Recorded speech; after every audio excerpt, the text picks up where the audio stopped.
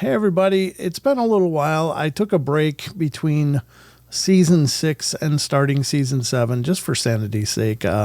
Life has been incredibly busy lately and full of activity and me trying to keep up. So I needed to take a few weeks and just kind of collect myself and focus on other aspects of my life that needed attention. But I wanted to put out this episode, and there's a pretty good reason why. I hope you guys agree, and maybe those of you that have been through the archives of the show past seasons have already heard this, but I think several of you have not.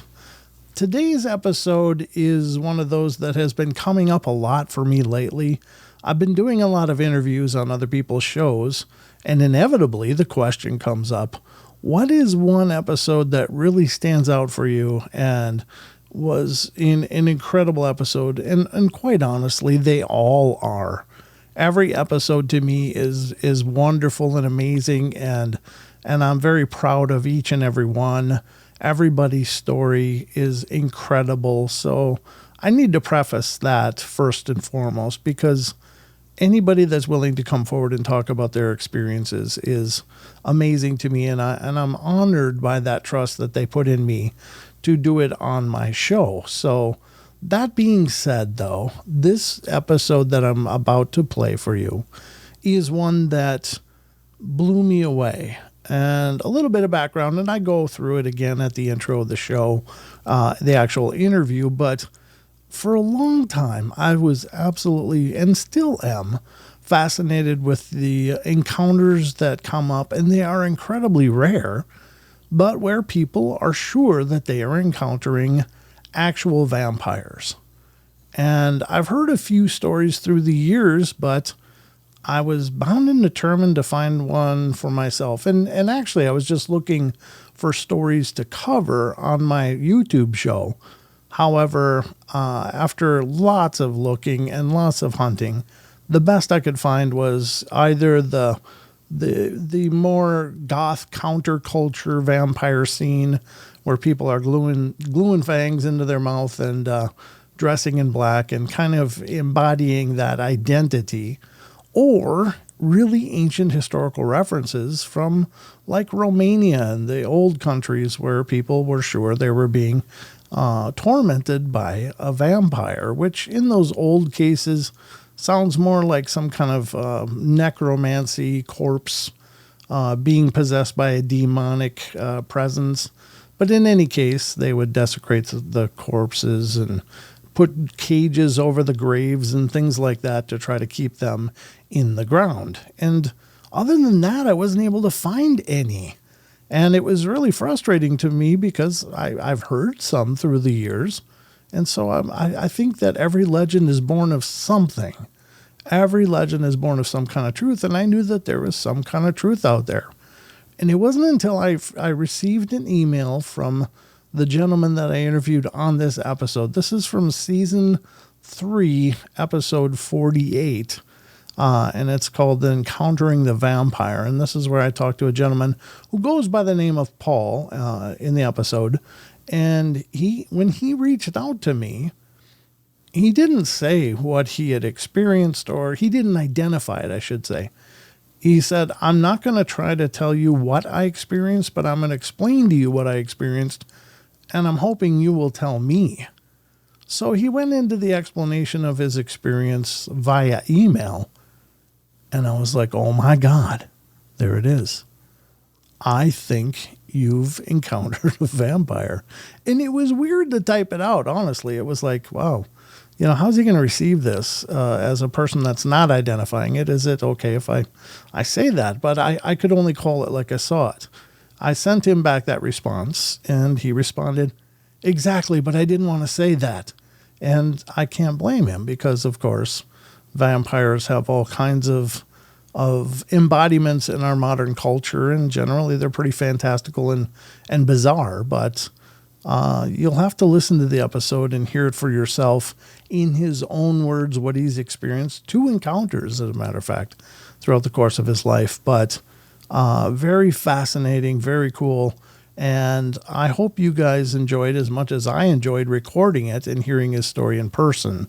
So I hope you guys like this. We'll be starting season 7 soon, so stay tuned for that. But hope you guys enjoy this one. And remember, there's a whole lot of more archives back there in the other seasons prior to season 6. So I hope you guys go back and listen to the catalog and spread the word. Let more people know about the show. So thank you very much, guys, and enjoy.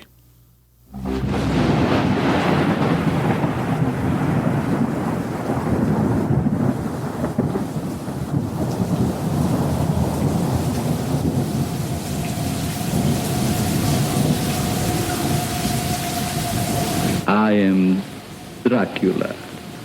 I bid you welcome.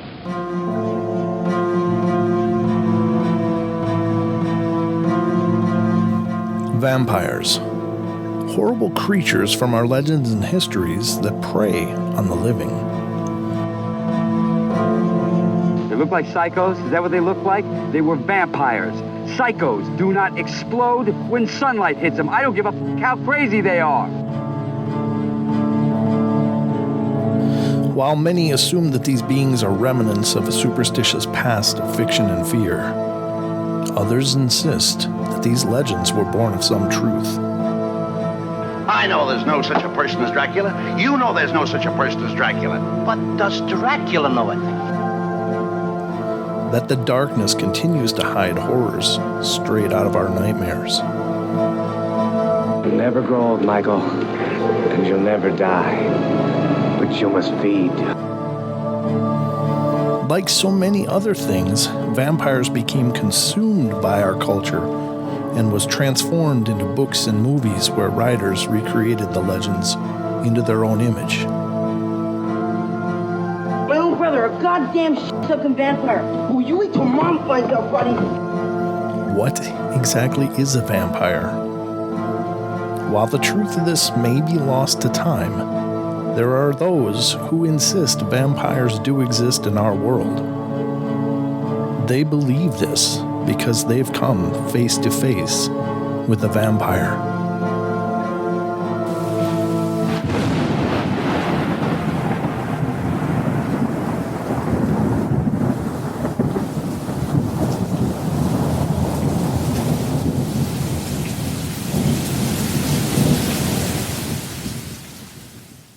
So, ladies and gentlemen, today we have a phenomenal show. And I know I say that all the time, and I mean that sincerely because I love talking about the paranormal. But today's show, we're bringing you something that I didn't know if we would ever truly find this in an account or encounter from a listener.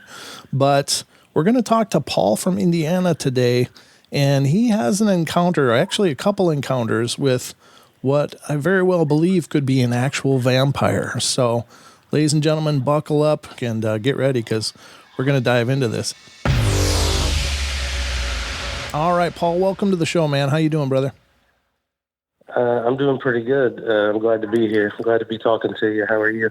I'm doing great. I'm really excited because, I'll tell you, having done a paranormal show for many years now, this is a phenomena that I really tried to research and really tried to find, real actual encounters with what people believe are vampires.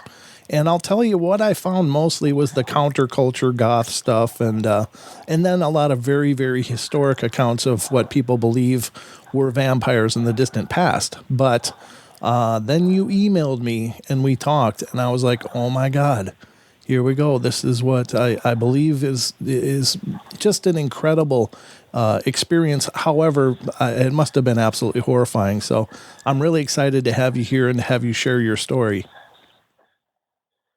Yeah, I mean, nobody ever thinks they're going to encounter something like that. So, yeah, it's exactly. It's definitely something that's not talked about. You don't hear about it. And that's what's been so confusing this whole time.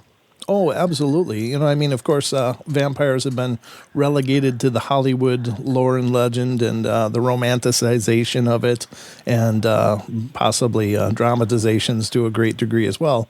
But your experience is incredibly unique. And so if you wouldn't mind, where does the journey begin? How did this all start?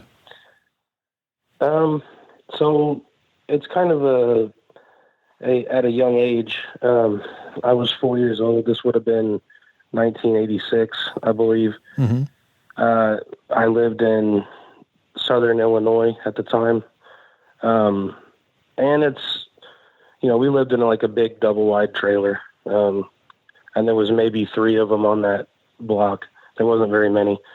So yeah, I mean, that's where it started, huh? So was there activity of any kind? Do you recall? I mean, obviously 4 is a very young age, and you probably don't have a whole lot of recall from that period of time, but do you have any other recollections of weird things going on? No, not at the time. Okay. At the time it was, so, it was pretty happy. It was a pretty happy time in my life, mm-hmm. even though things were tumultuous. I was just a kid, I like to play. And one of the things that's kind of how the story starts off is, I always played a game with my mother. Mm-hmm. And one of the things we used to do is she hated when I climbed the sink. I was almost never, I'd say, I was good at following directions. I wasn't a bad kid. Mm-hmm. But one thing I loved to do was challenge her. And she hated when I climbed the sink and looked out the window. She hated that. So she would always tell me to get down. And then I'd laugh and get down and run around in a circle and, have her try to catch me. But yeah, so, I mean, that was kind of our routine, and it was usually at bedtime. So, but this particular night, it was, it was a lot different, obviously. Sure. And, I remember climbing onto the sink area where it looks out the back, and, it was dark, but you could clearly see, I don't know about, it's hard to remember the exact distance, but it's like maybe 80 to 100 yards, somewhere in there, mm-hmm. To a tree line. And it was like the figure of a person. And I'm like, okay, well, that's strange. I never see anybody out there unless like my dad's mowing grass or something like that. Mm-hmm. So I see this figure, and I look to my mom and I say, she's not in there, but I holler for her. I look to the left for maybe, I don't know, a second or two. Mm-hmm. And I say, hey, come look at this. And as I move my face back towards the window, there it is. There's the figure, mm-hmm. but it's now up close. It's so close that I can see it. If the window hadn't been there, I could have probably felt its breath. Oh, wow. So it was that close. Okay. And so going into what I saw, to give a description, like if I were to give the police a description mm-hmm. Of an intruder or something, he would have been maybe my height now, like 5'7". Okay. You would consider this person pretty overweight, portly, or whatever you want to say. And it appeared to be African American. Okay. It was a black man, and he was, so the style of, that's another thing that I remember clearly is it was like a style of dressing that you would see almost from the 70s. Okay. Like with this strange vest on and stuff like that. But what really got me in the moment was his skin and his eyes. Okay. Because his eyes were like faintly, and not like they were backlit, but they were faintly like tinged with a red glow. It was really bizarre. Ooh. And I was like, well, I've never seen this before. This is really interesting. Mm-hmm. Like, and I was a kid that was fascinated with a lot of stuff. I was a pretty fearful kid because of, things going on at the time. Mm-hmm. Even though I was pretty happy, I was fearful, which is why I always followed directions and stuff like that. But I wasn't fearful then. For some reason, I didn't get that panic feeling. Even right now, I feel panic talking about the memory because I know that there was danger, but at the time I didn't feel that. Okay. So I saw the eyes, and to me it was just like, wow, this is like, I thought of it as like a friend. Oh, really? Like this, it's got to be a friend. When you're 4, it's like, who's this new person? Mm-hmm. So, but the skin also stood out, and it was kind of like, it was almost as though like there was a layer of like whitewash paint, like how people used to whitewash like watered down white paint on fences and stuff. Sure. Mm-hmm. It was kind of like that. Like you could clearly see the complexion was African American, but it was almost like had a porcelain quality to it. Wow. It was really weird. It just kind of like, and it, the way that he got there just struck me. Like how, even at that age, I was like, how did that happen? Because I looked away for maybe a second, and then I was like, okay, so this is weird. Mm-hmm. But you don't have enough at that age. You don't have enough context in life to really say what's normal and what's not. So, but I knew it was weird, and I thought it was a little strange at the time that he was so close, because his face was right on the window. Oh my God! And not touching, but right there. So, right. And so it just, and the memory is clearly like, it's even today, it just sparks wonder in me because I don't know the motivation behind the visit. You know what I'm saying? Like, right. I can only, so it had this thing, whatever it was, it had this, vampire, I guess, had this look on his face, and I didn't understand at the time what that is. I'd seen it later in life, and I think it was like starving or hungry or something, but I could see it, like its face shaking. It's, he had jowls, and they were quivering, his mouth. Wow. And he was almost like animalistically kind of moving back and forth, like scanning me. And right now, like even as I talk about it, it kind of makes me upset because, yeah, it's weird. You look back on it and you're like, I was being preyed upon, Yeah. That was prey. I was prey at the time, and I didn't know that. So it was just really bizarre. And so the encounter, I don't know how long it was. It couldn't have been any longer than, I don't know, 20, 30 seconds, maybe a minute. Wow. Okay. And I started to notice myself reaching for the window. So there's a lock, just like on any window, a latch that you can unlock. And I saw myself reaching for it. Oh. And it's almost like I could have stopped had I wanted to, but I didn't understand why I was doing it. Right. So, and then I heard, just as that was happening, I heard it almost like broke whatever trance I was in, my mom coming up the hallway.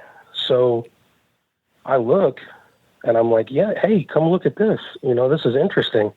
And as I look back, I can see this thing move. It actually was in motion when I looked back, and it stopped moving at a fence line to the left of my vision, I don't know, 50 yards away. And in that span, it had moved that fast again, and it had stopped moving. And when it did, it was almost like it left tracers behind it. Wow. In my vision, because I guess my vision couldn't process, I don't know if my vision couldn't process the motion. Right. I don't know what it was, but I then saw, and this is how I know basically how tall this person or thing would have been, is that I saw its frame against the fence. Okay. So, it's a 6-foot fence.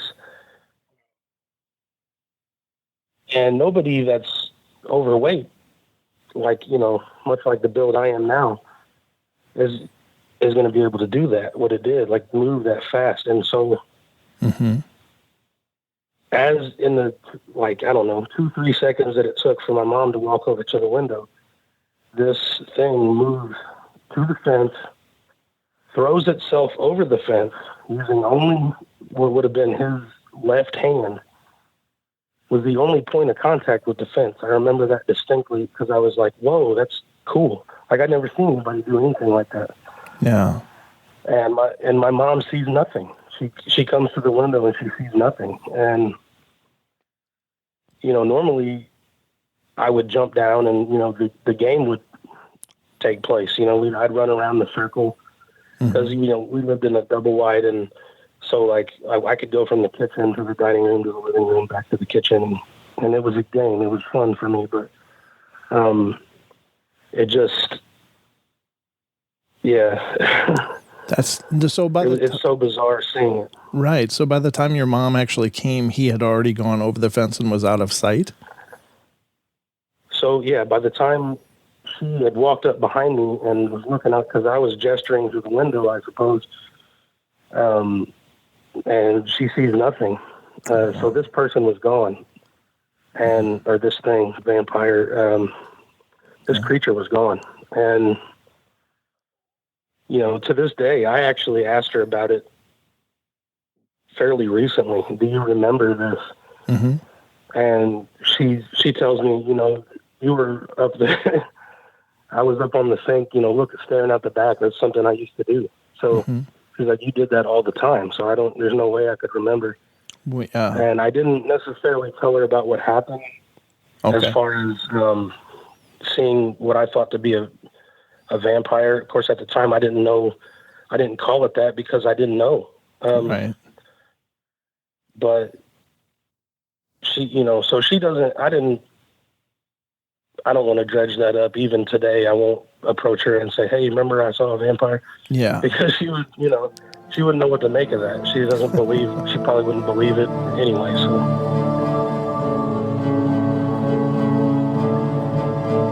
I know it was a corporeal being because it had an effect. It could touch things. I mean, it relied on the physics around it to, navigate. And I don't think this had been like a specter of some kind or like a ghost. You wouldn't have needed to move that way.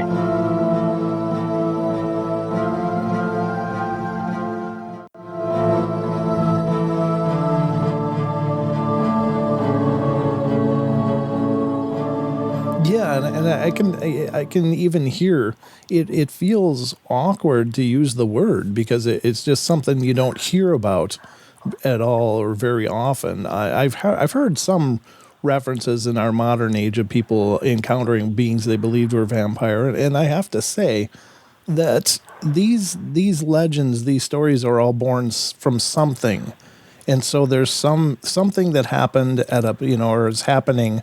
At least at a point in time that spawned all of this. It didn't just come out of nowhere. And allegedly people very occasionally, and it's an exceptionally rare thing, but people have allegedly encountered these. And I can't imagine how horrible that would feel. But I think what's most compelling about that and what really stuck out to me when I was reading your email was that here's a 4-year-old child looking at a person that they don't know outside of their window with lightly glowing eyes, trembling visage with like this pale or whitewashed skin. And it would be a horrible sight for any 4-year-old. And yet you were feeling peaceful. And it seems that it was a compulsion of some kind. Like we hear about also in the Black-Eyed Kids stories that people have this compulsion that comes over them. And that's why I'm always fascinated with the Black-Eyed Kids stories as well, because people seem to be acting outside of their what normal people would react with. And here you are, a 4-year-old kid, and you're like, wow, this is really interesting. And I don't imagine there'd be another kid, if they weren't being compelled, that would sit there and just watch all this happen. They'd be screaming and running from wherever they are. Oh, 100%. Yeah. 100%. Like, I mean, you know, the image was shocking. Yeah. Anyway, like that's, you know, I was a good kid, but I was, you know, like I said, I was a fearful kid. Sure. So that, you know, that tells me that, like, we had, for example, we had dogs in like a kennel, Mm-hmm. and they had puppies, and there was a big litter. There was maybe 12 or 13, and I was terrified of them. Wow. Okay. Like I was terrified of the actual puppies. So here I sit across from this animal, and I know it was an animal. I know it was a flesh and blood, and I know it was not, you know, I know it was a corporeal being because it had an effect. It could touch things. I mean, it relied on the physics around it. Sure. To, you know, navigate. And I don't think, you know, if this had been like a specter of some kind or like a ghost, it wouldn't have needed to move that way. It wouldn't have needed to. Yeah. I don't know. I never questioned whether or not it was, because for the longest time I just thought it was a weird person. Sure. You know? Yeah. Like I said, I had no context. It wasn't until years later that I started doing a deep dive on it, until, like, you know, could this have been like some sort of zombie, and then you know, vampires came up and all this different stuff. And, yeah, it was just weird. It's just a thing that, like, and like every time the memory came back, I don't like the memory now. Yeah. Even talking about it is hard, because it's like, it's just, I feel it. Yeah. I feel it again. I feel like it's almost like it has a mark on me. And I feel like that day it did leave something. I felt like, and I don't know, you know, how it could do that. If it's like left an attachment or some sort of like spiritual insignia, I don't know. Like a psychic imprint. Yeah. Yeah. Wow. That's actually kind of terrifying when you think about it. And if this were your only experience, I would think, well, no, you're probably fine. But, and I don't mean to be alarmist here. I don't know what the nature of this is or why it chose to be there. And, you know, if it was just happened through, or if there's some other context to this, and we'll never know probably, but you do have an additional experience as well, which I find, you know, what are the odds if there wasn't something to that you would have two experiences? Yeah, I mean, that's what really gave it to me the weight of what I feel about it today, is because I can write stuff off as a child to, you know, make, you know, like I said, there was a lot going on when I was a kid, and maybe I was trying to process that. But when I had the second encounter, it was a whole other story. It became like I felt that imprint. I felt that physical, almost like not really an attack, but like a prying into me. Okay. And I was like, that's where I know this. That's how I know this feeling, and this is not okay. Something's not okay. Right. So with the second one, I was much older. It was about 18 years later. I was 22 years old, and, you know, a lot more capable than my 4-year-old self. But it was in a whole different setting too. You know, I was I don't know, 1,800 miles away or something like that. Okay. And in Boulder, Colorado is actually the setting. And in Boulder, Colorado, there's a walkway, there's a street that has like bars and stuff on it, and people, you know, they go and there's street performers and there's stuff like that. Well, at this time that it happened, I was meeting people to have lunch, basically, or a late lunch. And so I show up, and there's some bar food, and I drink a beer, and we play some pool and stuff, and we're hanging out. And it wasn't very long. It was a couple hours, but it was starting to get dark. And I worked very early in the morning. So it wasn't uncommon for me to check out, fairly early when you got to be at work at 4 a.m. Mm-hmm. So I go to leave, and this particular establishment is in a basement. It's the entrance to this place. So I walk up the stairs to the top, and I look left, and I start to instantly feel weird. I didn't immediately recognize the feeling, but I knew something was off. So I looked to my left, and there was a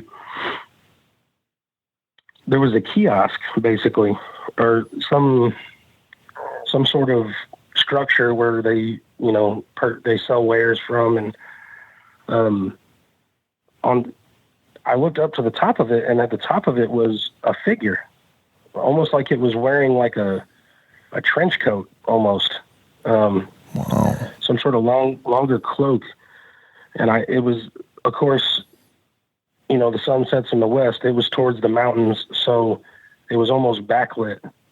What little light was out was behind it, so it was hard to see. And as I'm recalling the memory now, it was very hard to make out any sort of face. So I didn't really notice red eyes at the time. Okay. I was just kind of like, okay, this is weird. And it wasn't nearly as close to me as the encounter I had when I was younger. So this was pretty far away. And I'm like, okay, Boulder's a weird place, so seeing somebody on top of a kiosk is not really that weird for that place. Okay. So I'm like, okay, that's happening over there, but I have this weird feeling. So I turn right and I start to walk toward the parking garage. And I get the feeling intensifies, and I'm thinking in my head, like, have I felt this? Like, what's going on here? And I turn around just in time to see that same figure stopping at the corner of a block behind me. Like, there's kind of outcroppings, because not all the buildings are level. So I noticed it's kind of like standing by the edge, almost like it's curious, or I don't know, like trying not to be seen, but you're in full view. So if you I don't know what it was trying to do, but I noticed it was there. Okay. And I was like, there's no way that, that, how did this person do that? And the few steps that I took, and so I start to panic. I'm like, okay, this is a little weird. I start walking faster, and I get about a block up the street, and something told me, turn around, basically. And I don't know if it was my instinct, don't be prey, turn around and look. And I turn around and look just to see this thing kind of stop moving. And it had that same, way of moving. I don't even know how to describe the way it moved. But again, all I could see were tracers until it stopped, because I don't think my eyes could follow that kind of movement. I don't know what it was. It was something that you would not expect to see. So, so I'm all the way about to flip out at this point, and I just broke out and basically into a run and towards the parking garage. And when I got there, I go up the ramp and I get in my car, and I'm just, frazzled. And I just started crying. Yeah. And as I sat in my car, I was like, I still don't feel safe. Right. But I didn't know what to do. I started driving, and as I was driving, I'm not having trouble seeing because I have full-on tears coming down my face. And I start to remember. That's when I start to remember, I have felt this before, and that's where I felt it was when I was a kid. And it was almost like it was probing my mind with some sort of psychic, I don't know. Sure. Or maybe the mark that was left on me was being read or being picked up somehow. I don't know, but I wish I had more information to give you about what these things were doing, because I really don't know.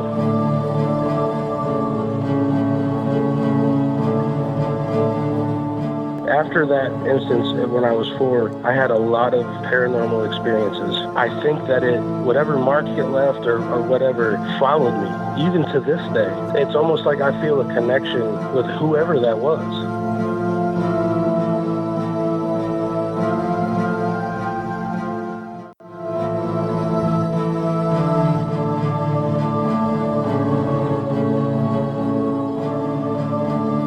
And it's I guess it's, we could speculate all day long. I mean, there's just no way to know, but it is so fascinating that, you saw it. Now, when you said you saw it on top of a kiosk, and then you look away and just walked, and then looked again, and it was at a corner, and then you walked again, and then you saw the streamers as it was, or the tracers, as you called it, as it came to a stop again. Yeah, that's got to be horrible.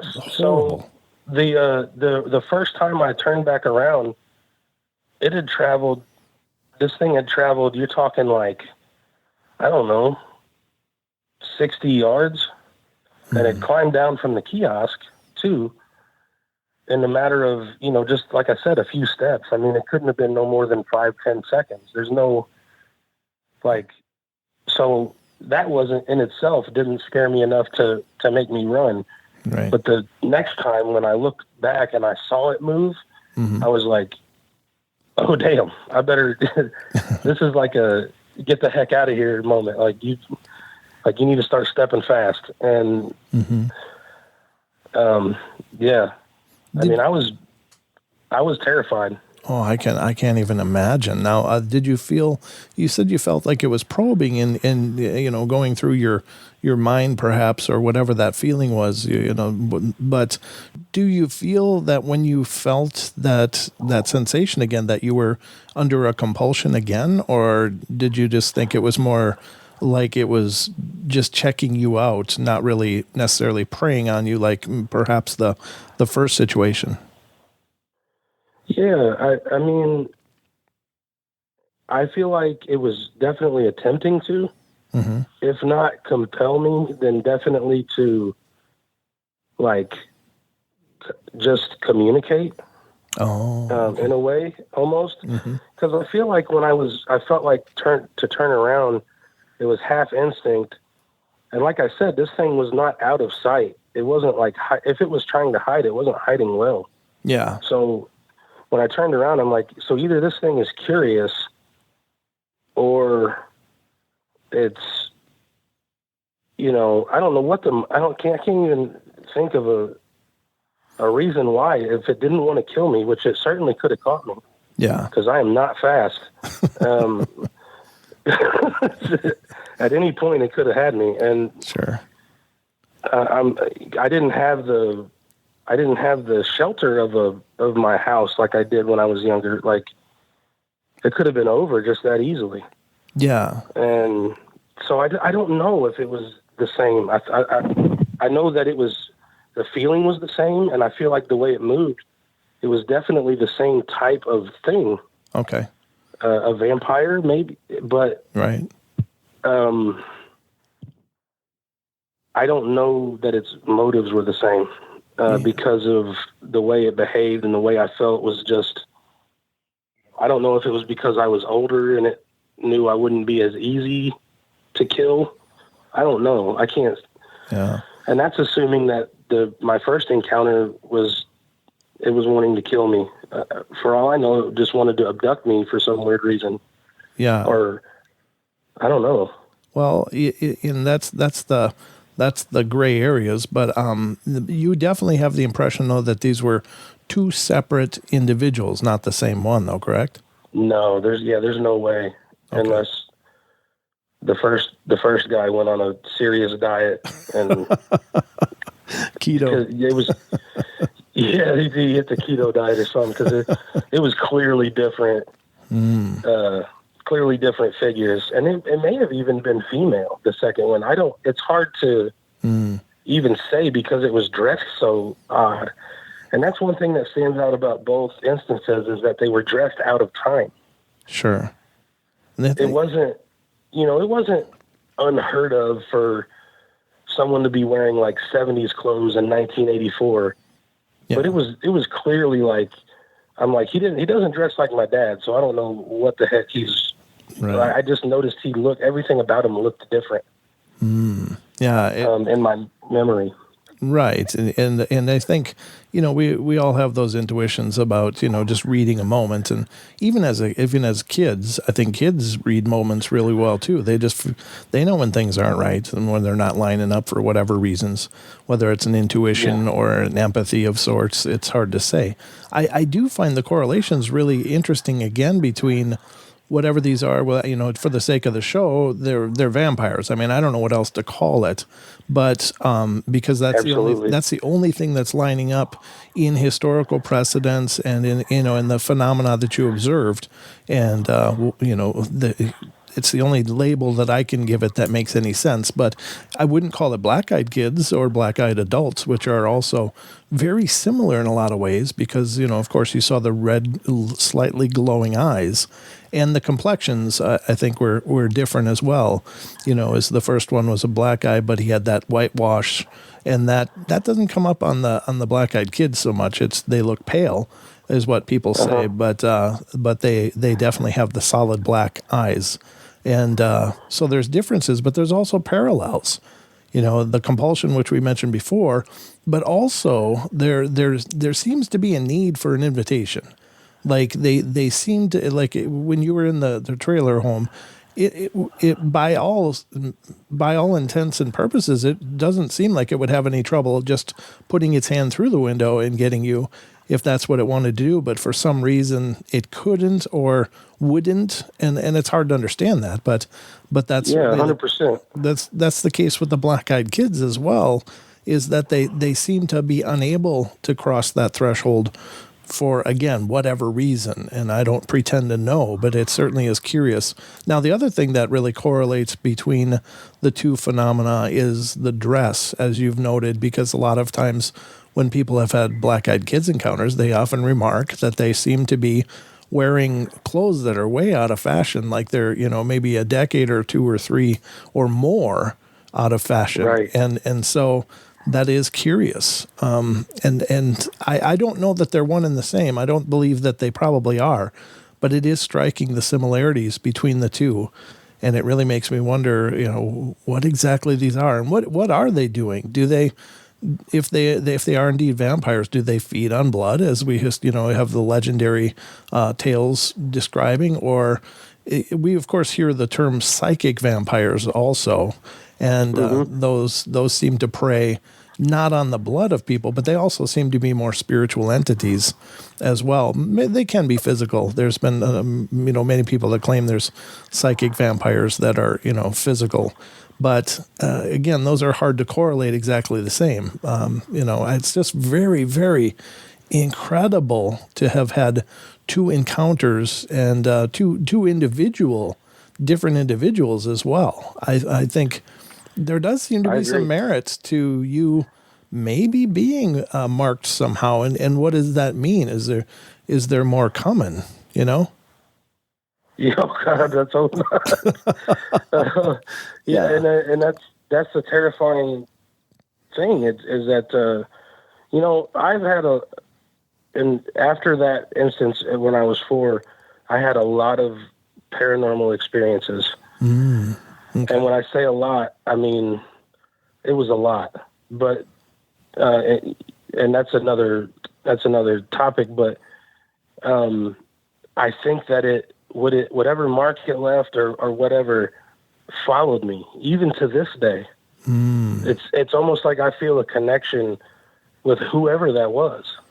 That's interesting. And the reason that I say that is there does seem to be a correlation between people having one experience and then continuing to have more. And it's like the first experience kind of changes them. And I'm interested to see or to ponder the idea that maybe it did something to you when it was probing you or scanning you or compelling you, that unlocks something in your mind that makes you so much more aware of those other presences. And by those other, I mean whether it's spirits or other spiritual entities, or, you know, possibly others of this same kind of thing, whatever indeed it is. And for this, you know, again, vampire is the only definition that makes any sense to me.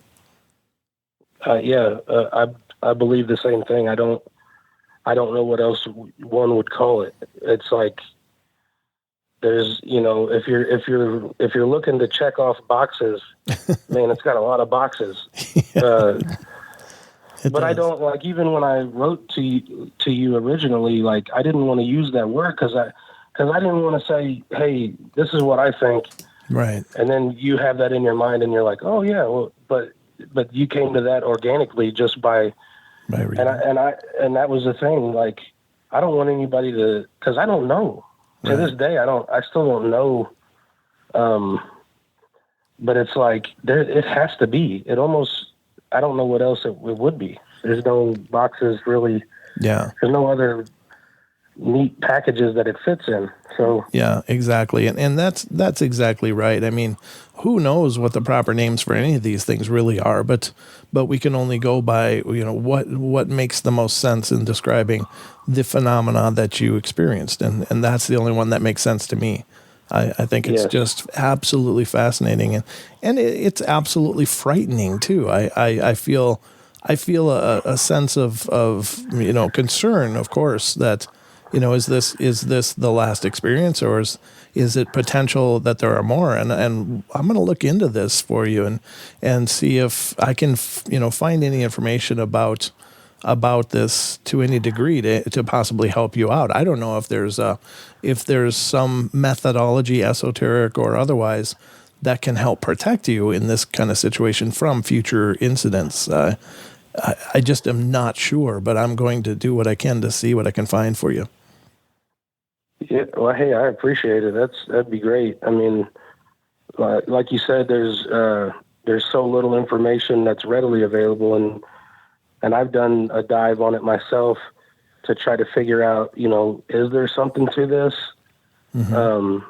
You know, and like you said, you end up at dead ends everywhere. It's always, you know, some horror movie cliche, or right, you know, some strange person in a big city who pretends to be a vampire, and right. And I don't know that. I don't know. I don't really know where to go with that, but I in my research and stuff and pouring through books and internet, it's just, as you said, there's nothing to go on, and there's a lot of fictional stories, mm-hmm. and so I even had started to read those at one point. Like, let's see if there's anything in there that you can that I could glean from, because maybe somebody knows. You know, who knows? It's kind of like, you know, Dan Brown had some truth to the stuff he was writing. So when, you know, sure, yeah, you never know. Like, maybe somebody knows something that I don't. So, mm-hmm. I don't know. You just kind of look everywhere for stuff like that, and I've got nothing. I mean, hopefully it's over. You know, I fear for like my kids. I don't fear for myself much anymore, but like, sure.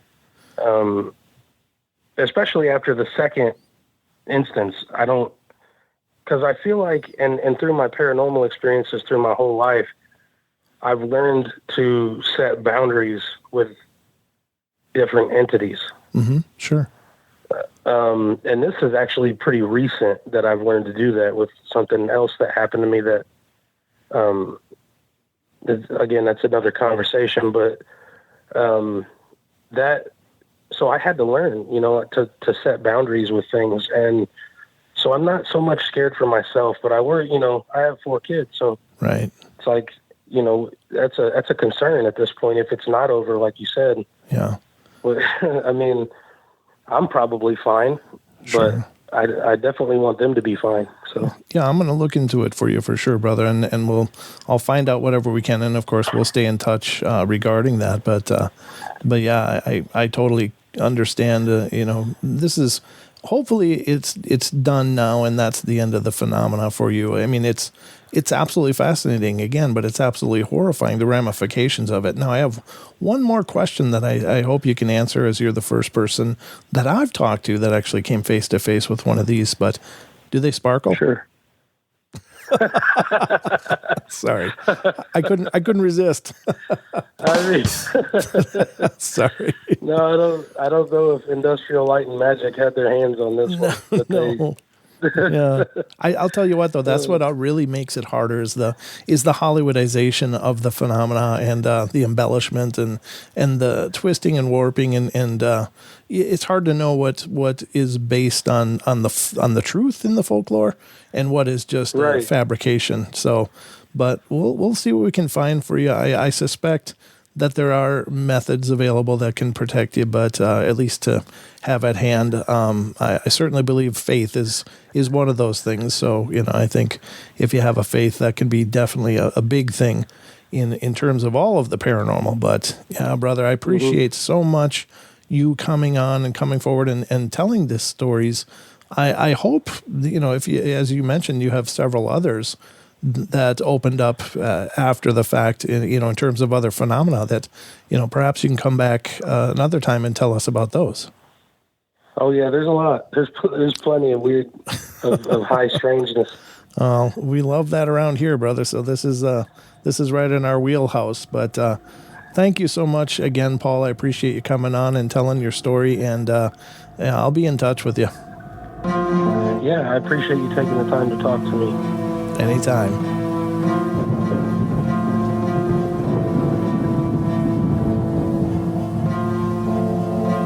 All right, guys, thank you so much for joining us here on tonight's show. I hope you guys enjoyed it. Please feel free to follow us on Facebook, facebook.com/Paranormal Portal Radio, as well as finding us on Twitter. We're on Twitter at Paranormal Portal, PORTL. And we'd love to have you stop by our YouTube page and subscribe and check out our shows there. We got hundreds of shows, Journeys into the Paranormal Portal. So I hope you'll check it out, guys. We're over there at youtube.com/Paranormal Portal. So hope to see you guys soon. We'll be back, of course, for more podcasts in the coming days. So we love you all. Be good, be kind, be nice. Take care of each other. Help each other out. Find the magic in every day. And remember to laugh as much as you can.